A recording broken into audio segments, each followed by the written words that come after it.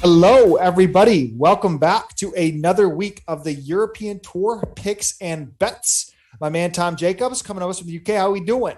Yeah, I'm good. How are you doing? It's been a bit of a fun week. We just see Gary Higo just lap the field again. Um, he did cost me an Adrian House Rory McIlroy double, which I decided to post. So that was painful to watch, but he gave it a go, Adri, on the final day. Are you sure Higo cost you that, or did Audrey cost you that with the two OBs on the par Well, five yeah, I mean, Saturday yeah, I morning? mean, it wasn't Higo, was it? But I like to play in the winner. It's easier. Yeah, I mean, hey, it's easy. And, what's also going to be easy is when Higo shows up at Kiowa, just keeps it rolling, probably minus 25. Once again, easy victory. Just keeps strolling inside the top 30, 20 of the world. No problem for the 21-year-old. 8-shot win like Rory McIlroy in 2012. My Not a problem. goodness, man. What a stretch he did on the islands. Really pumped for what's ahead. We've talked from the inception of the show why we love the European Tour is the buildup of this talent and what they're going to do in some of these bigger stages. We have John Catlin, a winner just before that we were on, now playing at the Byron Nelson this week. Peters, Rosner playing there, and then a whole lot of them at the PGA Championship. So looking forward to that. But let's talk this week, the Betfred British Masters back at the Belfry, legendary course over there. I think you probably do more justice than I would, kind of describing the course a little bit. We've seen it for a few Ryder Cups in the day. We saw it last year for Rasmus Højgaard with a victory. But what are your thoughts on the course? Yeah, so it's pretty stereotypical sort of Parkland British course, really, that has a little bit of class about it, has some tests on there. And, I don't think there's not a sort of event that I kind of see it as correlative to. I just look at previous British Masters. I look at form at Wentworth, just things like that, because I think they're all fairly similar tests over here, unless you get out on the links, which obviously we see as a completely different test after all.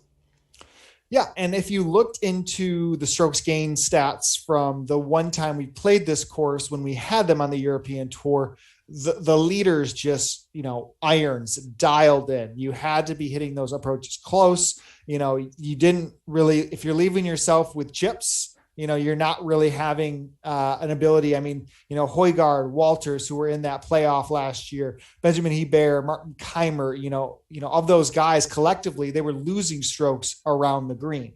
So does off the tee help a little bit? Yes, but I really think you have to be really, really good with the irons, really good putting. And that's kind of the success. And the way I'm looking at it from a simple phrase, of just that and who's trending with the irons, potentially some deeper numbers than I anticipated on some golfers. So, but we'll just go right into the top with our odds. And, I guess before we even start, please be sure this is a Wednesday tee off. So yeah, it's going to be Wednesday a.m., 2 a.m. is going to be the lock in the Eastern Standard Time. So which is 7 a.m. across the pond. So make sure you pay aware that's a day earlier start. You're listening to this, hopefully Monday night, Tuesday. Make sure to lock those lineups, get those bets in quickly, as it's important for the early start. They're doing that for the PGA Championship to get them over in time. A day of help definitely is appreciated for those guys. The tournament's hosted by Danny Willett. So a lot on his plate this week. The one and only Danny Willett, excited for him as he keeps going. But if we start at the top of the odds board, Bob Mack, gearing up. Now we see him as the favorite over in Europe. That's, our guy. What we see, what has come out of him. It's been, again, incredible run. As we see the deepest odds of him as 14-1. You'd say Martin Keimer is probably the one paired with him near the top of the board. Bernd Wiesberger in the 20s. Both of us are avoiding these three and starting our cards at 25-1. Tom, which one are you picking there? Yeah, and before we go into the picks, I think that kind of says everything that we're starting after those, because you are a big Bob McIntyre fan, believer, and I think a lot of people are. And I cannot justify him and Keimer and Wiesberger being shorter than these two guys that we've gone for. And it was really between the two for me. I've gone for Sam Horsfield, purely over Rasmus Højgaard. Højgaard got the win here at the UK Championship last year. But I just think over a collective force, I think that Sam Horsfield's played very, very well in Wales. He's won and played well there. He's played well in British Masters in the past, 5th and 10th, played well at Wentworth, 15th. And I just think there's a big body of work there that when he returns to his home, if you like to call it that, he's pretty much American, but he absolutely loves it. And I just think that although you view Sam Horsfield as a guy that needs a lot of room off the tee, he can actually play these courses really, really well. And I expect him to play well again. Yeah, it was, fractions making this decision between the two. I'm on the other. It was very, very close to see Horsfield, Højgaard coming in at the same number. Digging through the tea leaves and making my decisions, it's, the form definitely is better from a high level when you look at what Horsfield has done. Yeah. I think from the standpoint of the peripherals, Højgaard's irons have been excellent. Yeah. If you look and see, his last time out on the European Tour would have been a 12th place finish, where it was one of his best iron performances of his short European Tour career so far. And then in addition, you look into the Zurich. He played with Vaughn Taylor. Pretty odd pairing. You don't expect them to make too much of a noise. They missed the cut on the nose, but Rasmus really led that team, that duo, -5 during the alternate shot, or during the best ball, and all of the birdies came from him, which is funny. He really carried that team. And then if you look at his Valspar numbers, both him and Horsfield did play in the Valspar and sponsors exemptions. Both missed the cut on the number, but in 2 rounds, Højgaard did gain almost 3 strokes ball striking, which was second to the one and only Doug Gim, who could not make a putt that week, of those that that didn't make the weekend in ball striking. So Højgaard's game continues to show this life of irons, that I think of him as a bomber that got away with a lot off the tee and gave himself more opportunity and wasn't the best iron player. But that in 2021, this season here, has really turned the corner. So I think with the win that he has in the past at this course, I like it at 25-1. And you don't see us normally in this range, but we both have a pick, and I wouldn't have, it's just hairs that you're dealing with picking between the two. Yeah, and also you had that second place finish at last year's British Masters too, Renato Paratore as well, and he was on an incredible run, wasn't he? He was a 2, 6, 3rd, 1. So, and he'd already won earlier in the year in Mauritius. So, yeah, I think these two players have been the biggest beneficiaries of the no fans, the COVID interruptions, because I think they've both come out and dominated really. And I was saying on the podcast before that I felt like Horsfield had slightly more longevity in his career. I think he adapts maybe better to America than I expect Højgaard to, which is really unfair because Højgaard's younger. He's only just a teen, so it's hard to make a prediction already. I just feel that Højgaard might be the guy that tails off and kind of enjoys this run, which is fine for what we need him to do this week. Yeah. At the end of the day, yeah, we're looking at 4 rounds ahead of us. Yeah. And I agree, and you mentioned his brother, we had the same conversation. We don't even know which one's going to be the better of the 2 Højgaard brothers. We met Nicky, a couple weeks ago, and he had another really good week last week. So I was actually surprised to not see him in the field this week, because I probably would have been on him too. But that kind of from, when I'm investing in this range, it leaves the middle for me kind of out of question sometimes. I'd prefer to go a bit deeper. Who's sticking out to you in the mid range? Is there anybody that you are in on around here? So I've gone to Sami Välimäki, someone that we've not had for a little while now. I think he went off the boil a little bit, didn't play for a long time between the WGC and the last 2 events he's played. And he also just went off the boil, and I think people quickly kind of given up on him a little bit and maybe thought he was a bit of a flash in the pan, but I don't think he is. You look at the last 2 weeks that he's played, and he's been up there without having his best golf. So he's been 22nd and 27th, I think it is, with pretty poor final rounds. And his irons haven't been great. And then why does that give me confidence? I suppose it's just because I think he doesn't have to play that much better to really contend. If he's playing that well and finishing that high without his best stuff, then what can he do when he does find it? Because he will find it again. And you look at the fact he's won in Wales, he's played very, very well in England, played well at Wentworth. That to me just gives me a lot of confidence that he can go in and take on a course like the Belfry and kick on. And there's something to be said about what I would refer to as prolific winners, but golfers who early in their career even in the lower ranking tours, are able to be victorious. Yeah. Valimaki did it as an amateur on these lower tours, Nordic Golf League.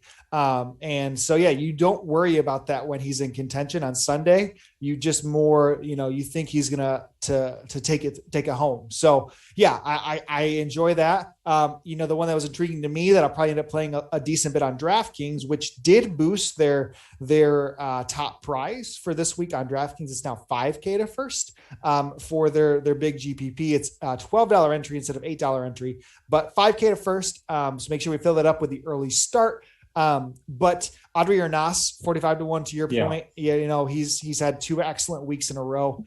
Does he just has the Sunday scare? Well, I wouldn't even say it's like the contention scare is in the sense. Yeah, it's not the weekend. He played really well Sunday, didn't he? He excellent. He threw himself out of it on the Saturday, like you said, with his 2 OB balls, and and that's because, and he did the same in Qatar earlier in the year, which put me off for so long. Is that he was great after 2 rounds. Looked like he was going to have a chance Saturday, back 9 folds, and it doesn't even happen on the Sunday. And I think what's going to have to happen is either going to have to build up an insurmountable lead on a Saturday, or he's just going to have to do what he did yesterday and just go absolutely ham off the tee for 9 holes and hope that Garrett Higo doesn't kick on, which he did. He just had too much left to do, didn't he?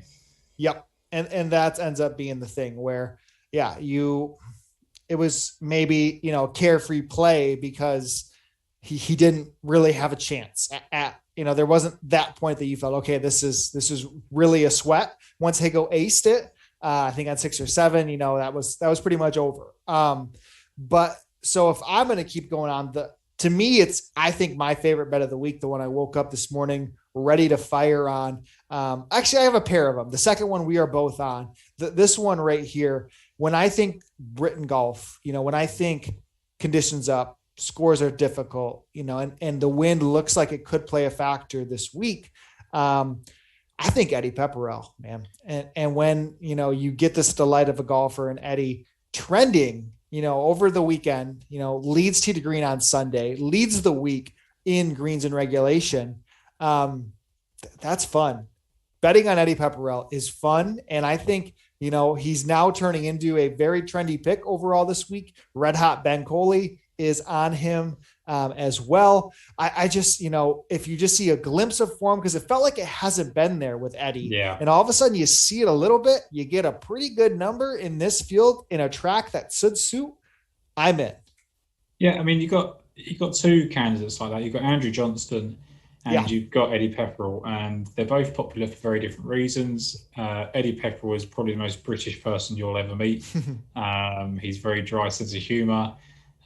Very well to do, very wants to be, and Beef is just your lad down the pub that everyone loves because he eats too much food and drinks too much beer. And apparently it's a contractual obligation to call him Andrew Beef Johnson as opposed to just Andrew Johnston on the commentary.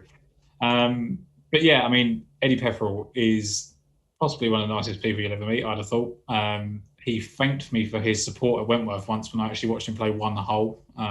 So, I mean, it's nice. And I think in terms of golf, he's actually very, really good. He had that really good run, didn't he? 2 or 3 years where he just looked like he was going to kick on and didn't do so. And I think he's such a deep thinker. And I think that sometimes is a negative. I think you can get in your own way at times. And that might have been what's happened to him. And all of a sudden, it also helps you get out of a rut just because you get into it as well. Yeah, no, I 100% agree, and think, again, a glimmer of hope of his game where it seemed lost at times. It's like, okay, this could be time. You might not get this number in this type of event again. So really looking forward to that. The next one, I'll let you talk about the Wonder Boy, the ball striking maniac right now of Maverick Angliffe. So he always comes to my attention because I just think of Top Gun. Maverick he's got the best first name in golf. There's not even a question about it. 2nd, 3rd, and 4th the last 3 weeks in strokes gained approach. Very good par 5 scoring numbers. I think he's 13th in that. Tee to green, I think he's 14th on the season as well. 2nd last week, I thought his number was just going to be a lot lower. We don't really have too much evidence to suggest that he's going to be great in this kind of event. What really kind of got me hooked in the end because I was trying to talk myself out of it. I sent you a message and said, talk me out of it, and you said I can't because I've gone with him as well. Um, he shot 78 in the first round last year and come back and shot 70 in round two. And for me, if he'd have shot 78, 75, he's got nothing to come into this year with any sort of confidence. But he's bettered his score by 8 shots in the second round. And to me, that just grabbed my attention. I think he can carry on a good form. I think the irons, like you said at the start of the show, this is where they come to the fore. We talked about people like Sean Crocker, we talked about Matthias Schwab, people that have been playing in these events and get left behind because they can't make enough putts. This sort of event, I think they could probably, come to the fore with their irons, and with the small greens, there's going to be less free putt opportunities. Yeah, 100% agree. When you see a month of ball striking like he has had, where it's second in this field, third in this field, and to get him at the price makes a lot of sense. Now, if you're thinking, whoa, we just jumped into the hundreds, we're getting into the long shots here. No, I'm still betting Guido. Come on, guys. It's 80-1. They're doubling the number for us here. He's lulling them to sleep. The books are out here posting it for us. Of course, we're going back. Guido loves a links test. I think he was in the mix. It would have been at the old course at St. Andrews. We've seen him shoot very well there. Is this going to be more Parksland than Linksy? Yes, of course. But do I need any bit of excuse to bet on Guido? No. You know what's coming. It's inevitable. 80-1. Let's keep it rolling. Miscut. Last time we saw him after a miscut, bounced back with a 15th. Just needed a little bit of weekend rest, get him into these conditions. And I think he does do better with a more difficult test of golf. If you see that 8-9, -7 that won when he finished second to Rosner, those might be the best opportunities for Guido. So we'll probably see a teens victory here this week, low teens. But 80-1, 100% going back into our favorite Italian out there. But let's go into our really long shots, Tom. I have 2 more left. Let's go for your one first, because I was pretty close on this guy. Yeah, first of all, I found the best Guido gif earlier, and he just says Guido approved, and it's DJ Paulie D off of Jersey Shore. And it's great. So that's going to get used this week at some point. Good. Julian Suri led the field last week in strokes gained approach, and that always catches my eye. This guy is a phenomenal talent. He won a couple of times already. Had a long time off of his injury, and the problem with him is he can throw a foul ball in there because that can really ruin his scores. And I've been watching him very closely recently because his caddy came on the Lost Words podcast, and he was very upbeat about his game, and he's played very, very well in British Masters in the past. He's played well at this golf course last year, where he was actually playing in contention. I think he was 6th or 8th after 36 holes last year, and he shot 77 in round 3. But he was also tied for second in the British Masters in 2018, 3 shots back, and had a poor final round as well. And that's kind of him all over. He has the ability to have that one errant round, which I guess you can almost attribute to Guido in a sense. I think Guido's got a bit more killer instincts, but I think that he has a similar sort of game. They're very aggressive. They make a lot of putts when they need to. And I just think he's got an abundance of talent, and he's not in the wrong place in the market because his inconsistent form is what leads to that price. But I think his high ceiling suggests that he can be a 40-50s one player on his day.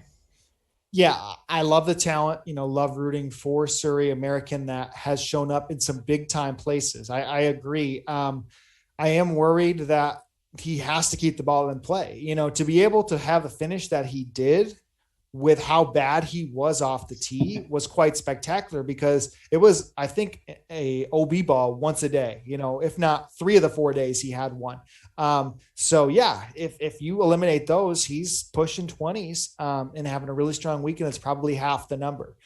So yeah, I'm excited for him. I have a friend, Ryan Baroff, who will be very excited because he was trying to convince me into getting on Surrey this week. So he'll be rooting with you, Tom. So I'm going to keep going down into the long shots, and I'll kind of pair these two together because it's simple. It is trending tee to green irons. One of them has better finishes than the other. One of them has probably a better pedigree than the other. And one of them I did bet last week, and that's Dodo Molinari, Eduardo Molinari at 200-1.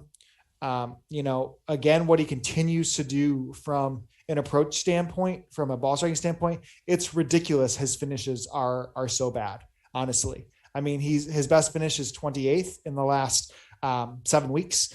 And, 5 of those were missed cuts, but he's gone back-to-back weekends made. And he's sniffed around contention, I guess, in both of them. Found himself a triple bogey early on last week. That kind of ruined the vibe a little bit, but he played well enough. He put a lot of birdies up there, missed some shorty putts. So I think, getting him in 200s and this type of thing. And again, more pedigree than most, kind of down in this range. So I really do like Molinari. And then if you looked at Xander Lombard, so Xander is a golfer who we now see with 4 straight made cuts, 24th, 45th, 42nd, 19th, all positive strokes gained approach, all trending into the right direction.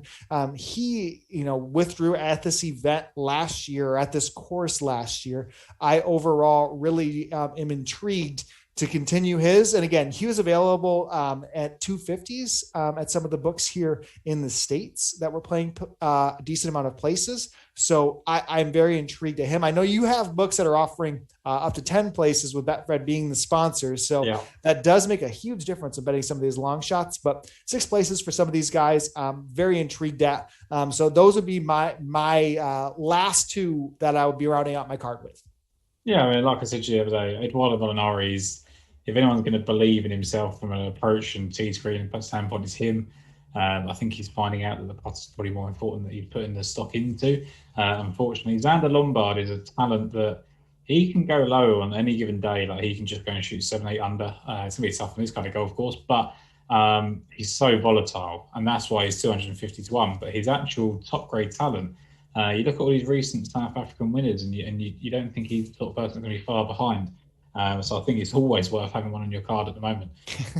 Yeah. I mean, you see Higo winning, you see Wilco Nienaber winning, you see Charles Schwartzel, just a resurgence. It's coming up all South Africa. Beware for Kiowa for these guys to continue to take over. Any more catch your eye at these ranges? There was 2 that we hadn't discussed earlier, and I've just spoken on the podcast. And one was Skio Seagrass, who I don't know if that's how you say his name. It sounds like Ryan Seagrass, but it's not.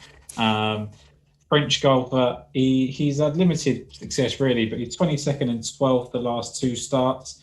And that was kind of enough to catch my eye. And then he's been first in the Galgorm Resort in Northern Ireland. So he's played well in Britain before, played well at Valderrama last year. I think it was tied 12th. So, he's played some really tough golf courses as well. He's hitting the ball nicely. So that was someone that caught my eye at 200 to 1. I'm not sure what the winning upside is in him. The other guy's 400 to 1. He should be 400 to 1 because he's been terrible for the best part of 2 years. But he is the only person on the European Tour to shoot 59 in Oliver Fischer. And I just think that when he comes and finishes 12th last week, that's really eye-catching. Like, he shot 3 rounds of 66 or better. Best round of the week was on Sunday. It gives you a lot of confidence. And when you look back at when he's actually made the cut in recent years, because it has been how many has he made it in recent years? It's been at the UK Championship, the English Championship, sorry, and the British Masters in this event. He's had 2 really good finishes in the British Masters in the past. I think he's type that is streaky. And if he's going to go and carry on from that 65 last week on Sunday and carry it into this week, then I think 400 to 1 on a player that we know has the pedigree. I mean, this is a guy that was coming out of Rory McIlroy, who's just won. I don't like to really buy into those inspirational angles, but if he got a text from his mate, saying, you can do this, blah, blah, blah, maybe you can do it. 400 to 1. Like I say to you every week, when you chuck out these amateurs and these posties and Oliver Sanchez's and people like that, Oliver Fischer has got pedigree there. He can win, has won. I think that there's chances for him. Alejandro Tosti broke my heart last week as he missed the cut on the number, and I had a 5 of 6 in DraftKings. But he was right up there as well, wasn't he? I woke up Thursday morning. I'm like, this kid's the greatest golfer in the world. It's going to be great to cash this bet 275 or whatever it was. It's like, all right, we keep making money. Let's do it. But he missed the cut on the number, and I had a 5 of 6 that was just a incredible lineup. I'm trying to see where it ended up finishing last week. It was in second. Yeah, it was finished eighth out of there, and if Toasty makes the weekend, that makes a run for the top prize. So that would have been exciting overall. And I will add one more thing. No prices. I guess I will type in 365 just to see, as we see, there has been a withdrawal. Will Besseling is now out of the event. Richard Manziel is now out of the event. So there'll probably be some updates regarding that. But I am hearing the rumors. I don't know if you hear it coming, Tom. If you hear it in the background, there's a little bit of that rumbling, right? It's coming. It's the train tracks are picking up. Our boy Ju Hyung, Tom Kim, looks to be making his European Tour debut. We had a scare once where he was going to play in Austria to start off COVID. Didn't end up doing it. He lost in a playoff just last week on the Asian Tour. Kid's a phenom, absolute phenom. And if we get him in this field, you can bet your bottom dollar I will be betting him. They could price him up as the favorite, and you have to. It's like a Guido. You just got to, tout Tom Kim in these opportunities. So I'm really excited. I might see if we can have a direct line. If Pat can call up DraftKings and say, please add Ju Hyung to the player pool. Anything we can do this week to get some odds for the young gun. I'm really jacked to see him get an opportunity. Tom, but with that, let's run down your card for the week. Yes, I'm going for Sam Horsfield, Sami Välimäki, Maverick Endcliffe, and Julian Suri as definites. And then Gio Segrest, who sounds like Ryan Seacrest, and Oliver Fisher 400 to 1. I just think there's enough in that little performance last week to suggest he could be on his way back. Absolutely. I'm going with Rasmus Højgaard at 25, Eddie Pepperell 66, Guido Migliozzi 80, Maverick Endcliffe hundreds. Xander Lombard was 250. The deepest I saw Eduardo Molinari was 270 at FanDuel Sportsbook. But if you want some places in the States, you're going to have to pay about 200 to 1 for Molinari. And then whatever they price up Tom Kim. So excited for Ju Hyung to hopefully be making that. Hopefully that's real news, not fake news for us. But please feel free. 5 to 1, are you going to bet on him, or is it just, Yeah, I think so. I think we'd have to still. Also, if Maverick wins next week, we're wearing aviators and some 100%. Sort of flight jacket. Yes. And then giving out all our favourite European Tour picks for the PGA Championship, which we've got to look forward to. Excited for us. Right on the horizon. Feel free. Make sure you rate, review, subscribe to us on YouTube here, but also if you can subscribe to us on any podcast platform that you are listening to this on, it'll be Daily Fantasy Sports Picks and Bets The Mix. If you type that in, you'll be able to find this. And there is a plethora of different sports on that network, being able to highlight different, more niche sports for the week that we see. Pat's preview always, you can find out as well. So please feel free. Again, Tom, where can they find you on Twitter? Yep, so you can find me on Tom Jacobs93 on Twitter. You can also find me on the Lost Words podcast. And one thing I want to mention before we go, the PGA Championship next week. Now, every major event, whether it's actual major, WGC, or the players, whatever, we like to pick a European pool of players to put that name up. 2012 Kiowa Island, Rory McIlroy beats David Lynn by 8 shots. That's a Northern Irish beating an English player. You then got Cole Peterson, Ian Poulter and Justin Rose in tied 3rd. And then you've got Jamie Donaldson and Peter Hansen tied 7th. It was the most European-dominated major of, apart from probably the Open Championship. So if you want to mix in some Europeans, I think this is the time. That doesn't mean going back Garrett Higgo because he's not European, he is South African, although he's on the European tour. Don't mix the things up. Although everyone's going to back him because he's the hottest golfer in the world right now. But yeah, I just think it's a great time to get on some of that European tour talent. Absolutely. No, it's a great pub for us next week. Excited for that. But also, again, Wednesday start, 2 a.m. Eastern Standard Time, lock day early. Feel free to fill up those DraftKings contests. And best of luck. Please find me Twitter at Skyhook DFS, podcast Ultimate Shot with my man, Brian DeCordy. Access to follow us right there. But again, this is the European Tour Picks and Bets at the Mayo Media Network. Thank you guys again for your support, and we'll see you next week.